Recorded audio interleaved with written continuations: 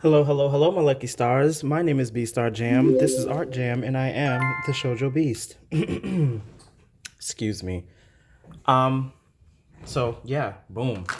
This is how far I've gotten on the Strawberry X chapter illustration. I tend to ramble about the same thing all the time, so we're going to just move along. I'm making good progress, I feel. What y'all think? What you think? I think I'm making pretty good progress here. What I do have to work out, which I feel like I'm kind of like shying away from, is putting the kind of faded detail onto this shoe right here. So we're gonna work that out like right now. See how this shoe right here, the strings come down a little bit, and then this is more towards the end of the foot. So we're gonna put this down here and give it some space to breathe. And it's not, this strap is not that wide, so I'm already making it too wide. Let's shorten that up. Let's shorten that up, give it a small little buckle. And once again, these details are going to be faded in,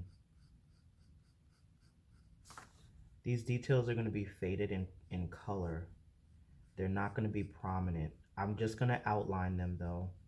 I am going to outline them so that you can see them. So you will be able to see them in outline, but you won't be able to see them in full color detail because I'm just going to do like a color wash over.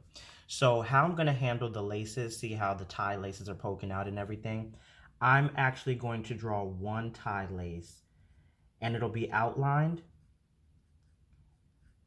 But what's going to happen is I'm going to basically do like a, I wish there was a name for it. Like when you do, like see how everything is going into each other without the lines in between. I guess you could call that hollow outlining, you know? Like see like here and here I did the crescent of the moon where the lines are inside of the shape, but here I did the circles, but the power stripe is going through it, but you don't see the full circle outline. I wonder if it's called hollow outlining. I don't know. What's the term for that, you guys? Like what do you call that, you know? I never knew if there was like a proper name for it or anything.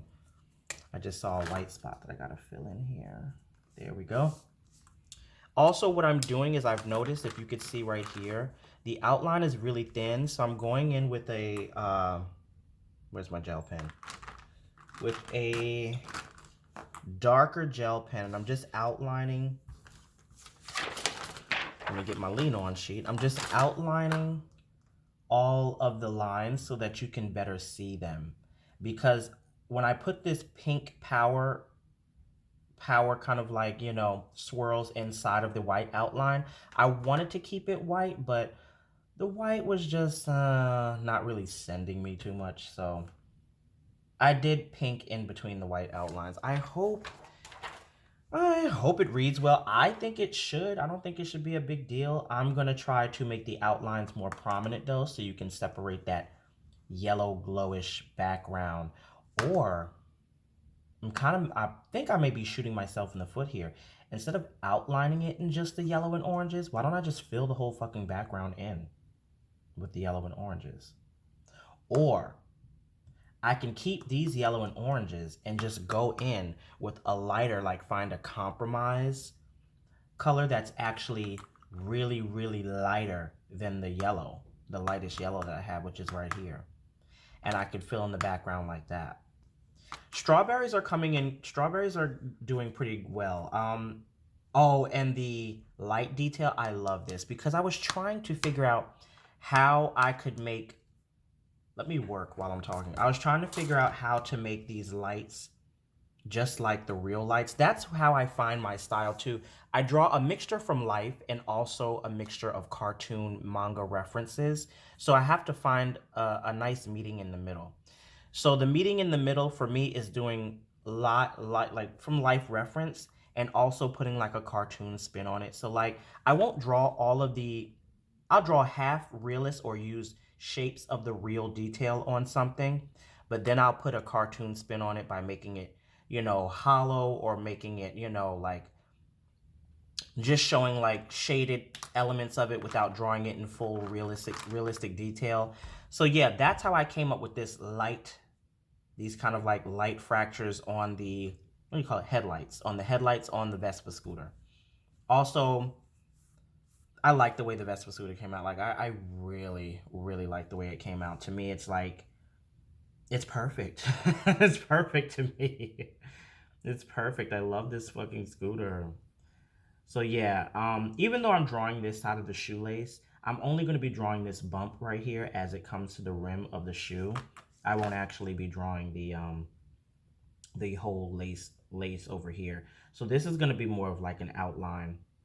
You'll see, and I'll just show bumps to indicate the shoelaces coming through and through. And that's going to be the end of that. So what I'm going to do now is, instead of outlining it in this, in this Prismacolor 005, what color is this? Doesn't have the color on it, but this 005 sepia color, I'm going to outline it in,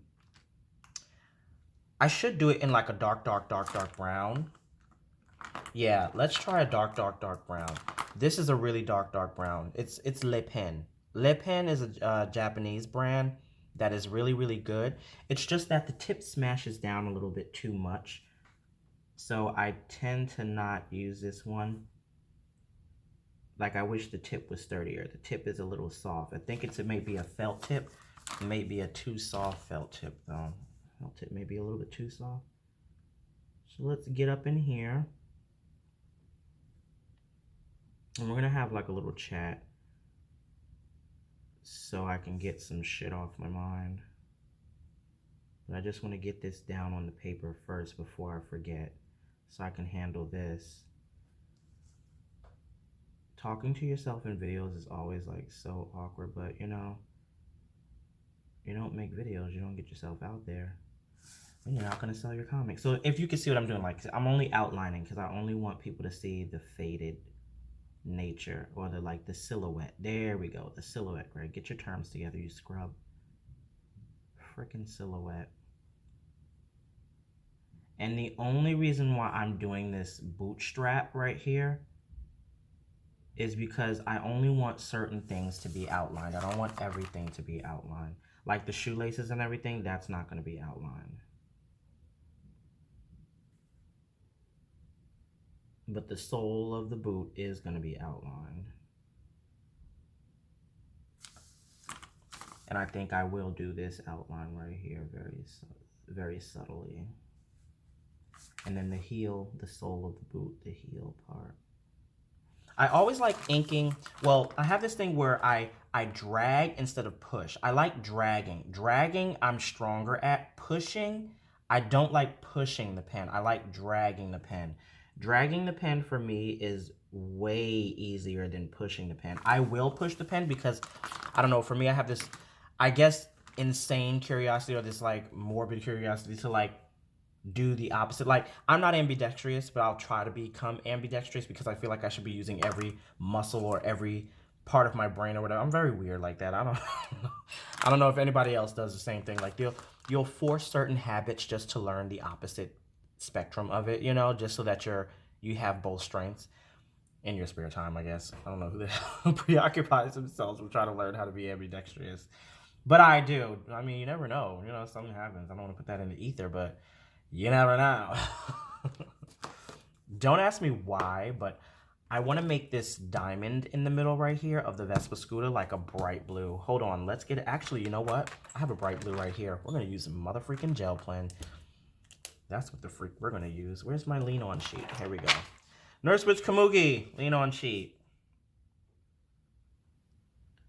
I'm going to fill this up with gel pen blue. Oh, that would be cool if I just left this like really nice patch of white right here to indicate like a gleam or a sparkle. That would be really cool. Yeah, let's do that. There we go. There we go. Beautiful. Beautiful. Simple, to the point. with these right here, I was gonna make these headlights too, but I think that's overkill. So what I'm gonna do is just make these into like, you know, just design elements on the front of the scooter. Yeah, but yeah, $5 gel pens from and you get a lot too. These are from Five Below. I know I should not be using cheap shit on these illustrations, but let me tell you something. I'm I'm not buying expensive stuff to get my, you know, my artwork done. Like, I don't feel like my art takes a hit because of the quality of instruments that I use in small degrees. But I feel like it's the control you have over the medium. Like, yeah, certain things are better to use. Like, certain, ooh, that's why I have that. No, that got in the way. That's not why I have that. But yeah, I feel like the paper you use, like I could never use cheap ass cardstock from Staples unless I'm only drawing and inking on it. But even then, guys, like I did a test trial. The cards, like regular cardstock, it depends on which kind you get. That shit, the paper will start to pull up the more you do this. The paper will start to tear and pull up. So it does depend on the, like say, like for this, I think I showed you guys already, but I'm using this Canson Bristol paper now. Is it bad a little bit? Yeah, I should be using marker paper, but I really wanted this Canson pad, and I know that Bristol and the thicker paper tends to drink your markers, but to be quite honest with you, I don't even care, because once I'm done with these fucking markers, I'm going completely digital, and I know that I've said that like 1,000 times, but it bears repeating. Let me color this strawberry. Where's my green? Where's my green? Okay, let's get the leaves in here.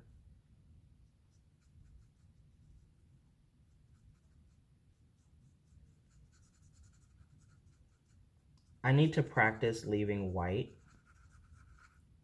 because I'm a filler in. I'm a filler inner, and I do whites after. Like, so I fill everything in. I don't leave any white, but illustrations look prettier when you do leave those like white tones and you fade it into like whites. So I have to learn how to do that. I'm not very strong in that area, so I have to learn how to leave more whites. I have to learn that. It's a good skill to have.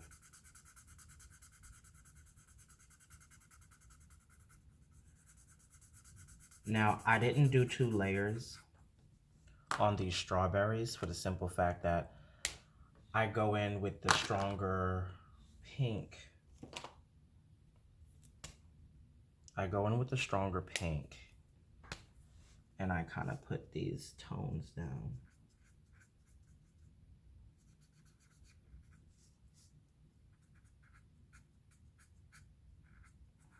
And then I kind of like blend it all together with the coral.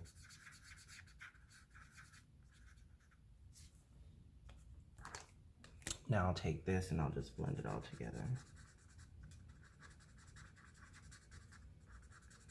Like so, like so, like so.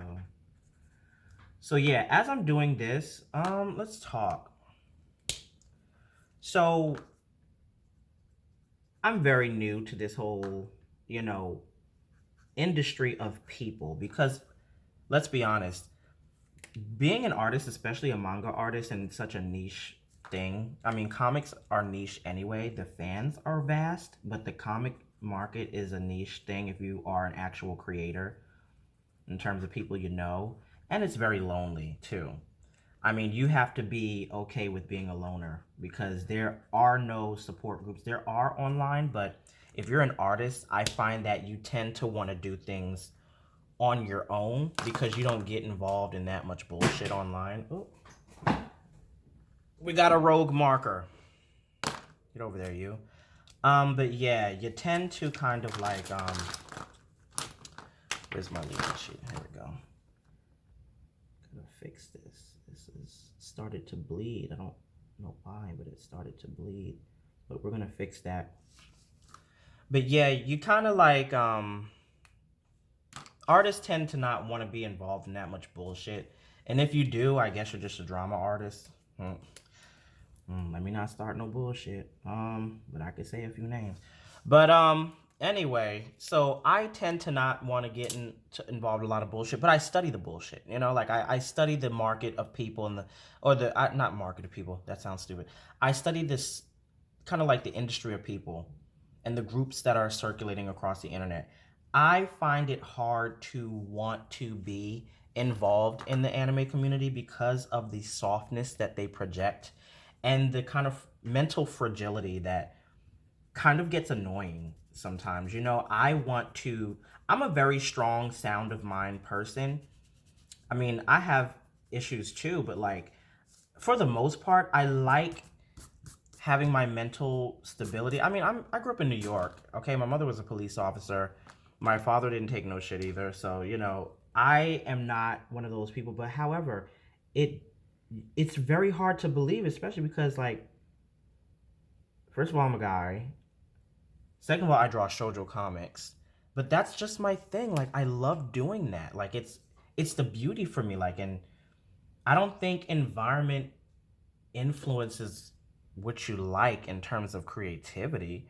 By the hard aspects through which I grew up, I should like, and I do like these things, but in terms of my creative process, I should like things like, I guess, like Violence Jack and, Claymore and freaking, what do you call it, Fist of North, and I love all of those. Don't get me wrong. I love Violence Jack, I love Fist of North Star, all that kind of stuff. But when it comes to my creativity, I'm more of a Megumi Tachikawa, Arina Tanemura, Naoko Takeuchi. I love the beauty of my. I mean, come on, hello, look at the way that I freaking draw. Like seriously, I am more on that side of when it comes to my creativity. So it's very jarring because most people when they see my artwork they're like, oh my god, you did that? And it's like, yeah, I did that. Like I do stuff like this because it's one of my favorite, not one of, it's the one of my favorite, not one of my, it's the genre that I draw. That's it, point blank period. Shoujo Artist Extreme. And it's almost like they make you feel like, oh well, you're not supposed to draw like that.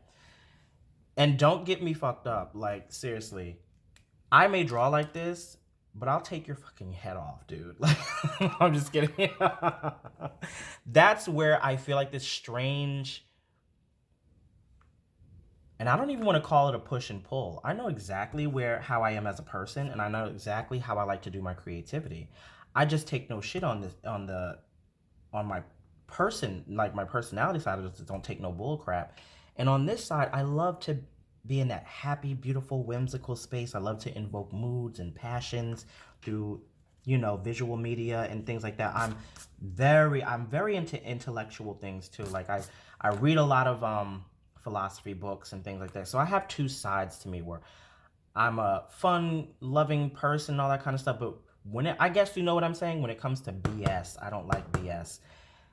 And I'm still a dude too. So like, even though I draw shoujo comics, like I don't like this sort of softness that comes with certain aspects of the anime community. So I started looking up comicsgate and I started studying more of the comicsgate side of things. And I like the way that, I like how they're just men drawing comics because I like that frame of mind. Like I grew up no nonsense. So that soft crap that I always hear from like the weeb community is fine because I'm not blaming them for, being fun-loving people. I'm a fun-loving person too, but when it comes to like what I think, you know what it is? The way that they deal with issues for me is soft, passive aggressive, and annoying. And I'm one of those people. I'm from New York. You say what you say, you get it out there in the ether. If you like it, fine. If you don't like it, it's whatever. I'm going to say what I want to say and we're going to move on from it. I'm one of those type of people. We got a problem? Okay. What's on the table? Say what you got to say. Now, are we finished? All right, cool. Let's go back to being friends. But the way that people are online is very jarring to me because I don't do all of that. It's say what your problem is. We're going to duke it out and then we're going to go back to work. That's what we're going to do. I don't really sit and stew. And it seems like the formula online is to sit and stew. I'm not with that shit. So I tend to identify with more of the comicsgate side when it comes to dealing with people, and I guess I don't want to say politics because there's some things I don't agree with them either, but I like who they are as people and how they deal with things, you know? But I feel like there's no space for me because I'm a shoujo manga artist and they deal with more so of the Western comics thing. And I know they've said it multiple times, comicsgate is for everyone. You know, it's not oppressive. And I listen. The thing is, I don't think, as they tend to war with SJWs a lot, I think that the SJWs aren't listening. Comicsgate has said multiple times that they have, you know, gay people, they have people who draw manga, they have people of different spectrums in Comicsgate. And the thing is that, you know, they're not unwelcoming to these people. There's tons of people out there. And I feel like that's where I may be identifying because I don't really do the kind of soft, aggressive, back and forth way of dealing with things like the SJWs and I guess the weebs would. And I'll be the first one to tell you, I wear my weebness proud. I don't even give a fuck. Like, I like all things shoujo comics. I love all things 90s anime, 80s anime. I watch Magical Girl series. That's fine. But I think it's the kind of the strange vigor that comes with the personalities of these people who like these things, if that makes sense to you. And I think it's because I'm trying to be as diplomatic as possible saying certain things, but I think I'm just gonna cut it right there. But yeah, so anyway, I feel like I'm in this strange spot because I want to be a part of a community that's mentally strong and loves to do work. Sorry, I live next to a train station, as I've said before. Give it 2 seconds and it'll be over. Okay, so I'm very torn because like I make comics, and the thing is that I like the personality, not personality, but I like the kind of atmosphere of the Comicsgate community and how they get shit done, how they're always working. Not to say that the anime community doesn't get shit done. They definitely get shit done. But I think in terms of the mental fortitude and the way that they deal with things is a little bit better in terms of how I deal with things. I'm more front street, out on the table. Let's get it out there. Let's move on from it. You know, while they like to kind of let things fester. I don't know if that's an internet tactic. I'm not familiar with that kind of crap. I do see it and I can follow trends. I'm very smart if it is. And somebody tells me it is, fine, I'll take it for whatever it is. But I just think that the emphasis should be on the creativity, why we're here, to push story. And I want to give people a hard-hitting, gut-wrenching, well, not gut-wrenching, let's not go that far, it is shoujo comics, but I'm not afraid to go there in my comics though, you know? That's where I think I may break from the traditional shoujo comic too, is because I want to give people a gripping story. How about this? Has anybody, and I'm pretty sure if you watch shoujo comics, shoujo anime, you're pretty familiar with the groundbreaking series Madoka. Magical Madoka. Okay? And if you're sorry, I'm speaking slowly because I don't want to fuck this up. And if you're familiar with Magica Madoka is kind of like a genre-defining series, or it's another defining series within the genre of magical girl anime because it's so dark. And I think I want to be another genre-defining or another defining series within the genre. There we go. Another defining series within the genre. And I believe that I have what it takes to add to that. Plus, where else have you seen this black kid, especially a black dude, drawing shoujo comics? Like, come on now. Don't you want to endorse me based off of that? No.